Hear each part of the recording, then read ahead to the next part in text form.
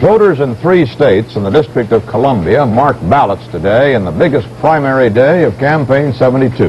The voting in the Capitol and in Alabama involved convention delegates unpledged to any candidate, although in some instances favoring one or the other. So the interest centered on Indiana and Ohio.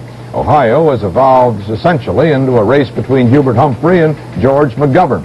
The count will be slowed there by a voting machine problem in the Cleveland area, which has resulted in a federal court order keeping polls open until midnight. That Cuyahoga County area accounts for some 20% or more of the Ohio vote.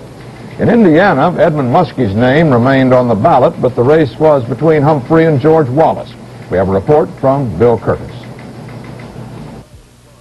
George Wallace has been driving hard in Indiana, and although he predicts victory in the state's primary tonight, he's just a little nervous. Take it easy now, we've got it.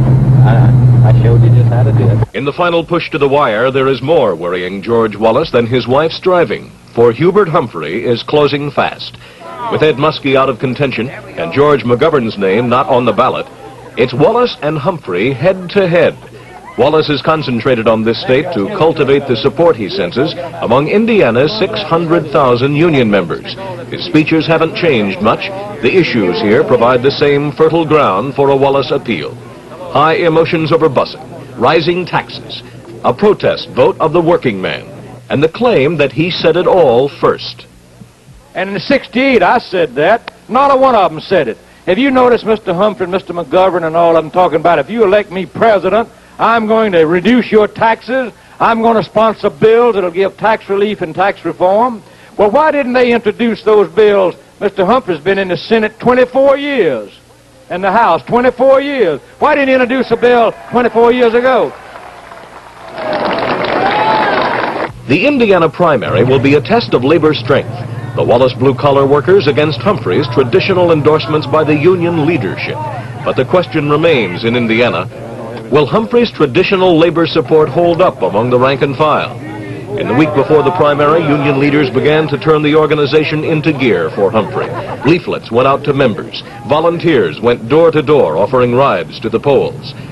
These are invitations to the Humphrey rally for Senator Humphrey, and this is another invitation for another rally. And there were other tactics directed against Wallace. This is a 5-minute political message reportedly produced by regular Democratic labor supporters. When Wallace got the vote, Nixon got the White House. It wasn't meant to be that way, but a lot of people got fooled. The spot ran daily last week, blaming Wallace for electing Richard Nixon, and it blamed Richard Nixon for unemployment. George Wallace didn't like it. Many of the things said about us have been distorted. And you've had some ads on television and in the newspapers that are just as erroneous and untrue as anything that I've ever heard of. But Hubert Humphrey made sure others heard of it. A vote for Wallace is a vote for Nixon. That's right. Wallace brags. Listen to this. Wallace brags he put Nixon in the White House. Dear friends, it may not have been, in your mind, the worst thing that I was defeated.